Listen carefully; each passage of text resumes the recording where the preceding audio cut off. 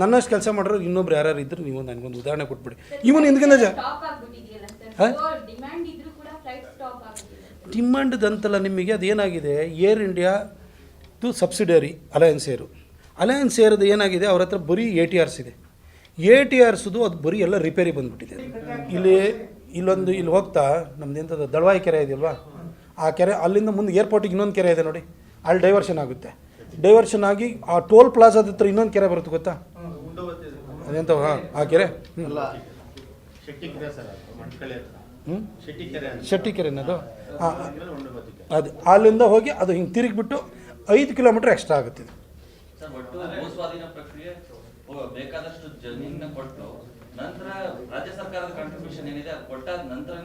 ಈಗ ಇದು approved project 319 ಕೋಟಿ ಆಲ್ರೆಡಿ ಇದಾಗಿ ಫೈನಾನ್ಸ್ ಡಿಪಾರ್ಟ್ಮೆಂಟದನ್ನು ಕೂಡ ಕಂಕರೆನ್ಸ್ ತೊಗೊಂಡೇ ಇದನ್ನು ಅಪ್ರೂವಲ್ ಕೊಟ್ಟಾಗಿರೋದು. ಅದು ಬರುತ್ತೆ, ಅದ್ರದ್ದು ಏನು ಸಮಸ್ಯೆ ಇಲ್ಲ. ಇಲ್ಲಿ ನಮ್ದು ಖರ್ಚು ಮಾಡಿದಂಗೆ ಅಲ್ಲಿ ದುಡ್ಡು ಕಳಿಸ್ತಾ ಇರ್ತಾರೆ.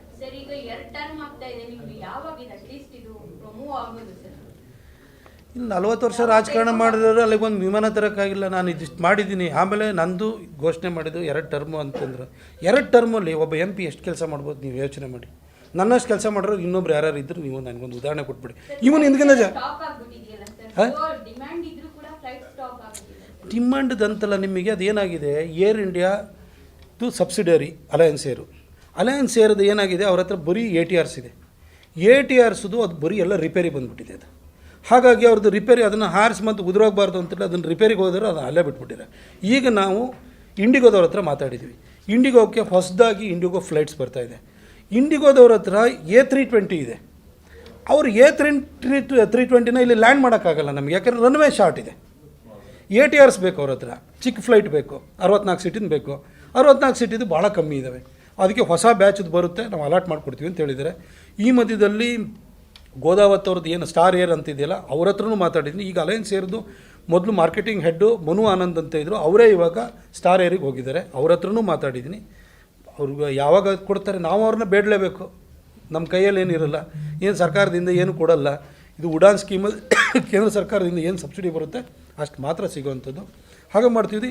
ನಮಗೆ ಈ ಯಾರ ಮೇಲೂ ಡಿಪೆಂಡೆನ್ಸೇ ಇರಬಾರ್ದು ಅನ್ನೋ ಕಾರಣಕ್ಕೋಸ್ಕರನೇ ನಾನು ಈ ರನ್ವೇಗೆ ಎಕ್ಸ್ಪಾನ್ಷನಿಗೆ ಅಂತ ಹೊರಟಿದ್ದು. ಆಮೇಲೆ ನೀವು ಇದನ್ನು ಈ ಪ್ರಯತ್ನ ಏನಿದೆಯಲ್ಲ, ಇಲ್ಲಿವರೆಗೂ ಇಷ್ಟು ಪ್ರಯತ್ನ ಹಾಕಿದ್ದೀನಿ. ವಿಮಾನನೂ ತಂದಾಯಿತು. ಈಗ ಅದನ್ನು ಒಂದು ಒಳ್ಳೆ ಏರ್ಪೋರ್ಟ್ ಮಾಡಬೇಕು, ಒಂದು ಇಂಟರ್ನ್ಯಾಷನಲ್ ಲೆವೆಲ್ದು ಏರ್ಪೋರ್ಟ್ ಮಾಡಬೇಕು ಅಂತ ಕೇಂದ್ರ ಸರ್ಕಾರದ 1,000 ಕೋಟಿ ಹಾಕ್ತೀವಿ. ಲ್ಯಾಂಡ್ ಅಕ್ವಿಷನ್ ಒಂದು ಬೇಗ ಆಗಬೇಕು. ಆ ಲ್ಯಾಂಡ್ ಅಕ್ವಿಷನ್ನೇ ವಿಳಂಬ ಆಗುತ್ತೆ. ಈಗ ಮೇಡಮ್ ಇಲ್ಲೇ ಇದ್ದಾರೆ, ಅವರು ಪ್ರಯತ್ನ ಮಾಡ್ತಿದ್ದಾರೆ. ಎಷ್ಟು ಅಂತ ನಾವು ಮಾಡೋಕ್ಕಾಗುತ್ತೆ? ಶಕ್ತಿ ಮೀರಿ ಪ್ರಯತ್ನ ಮಾಡಿದ್ದೀವಿ. ಇಷ್ಟು ಮೀಟಿಂಗ್ ಮಾಡಿದ್ದೀನಿ. ನನ್ನಷ್ಟು ಕೆಲಸ ಮಾಡೋರು ಇನ್ನೊಬ್ರು ಯಾರು ಇದ್ರು ನೀವು ನನಗೊಂದು ಉದಾಹರಣೆ ಕೊಟ್ಬಿಡಿ. ಇವನು ಹಿಂದ್ಗಿಂದ ಡಿಮ್ಯಾಂಡ್ದಂತಲ್ಲ ನಿಮಗೆ ಅದೇನಾಗಿದೆ, ಏರ್ ಇಂಡಿಯಾದು ಸಬ್ಸಿಡರಿ ಅಲಯನ್ಸ್ ಏರ್ದು ಏನಾಗಿದೆ, ಅವ್ರ ಹತ್ರ ಬರೀ ATRs ಇದೆ. ATRಸ್ದು ಅದು ಬರೀ ಎಲ್ಲ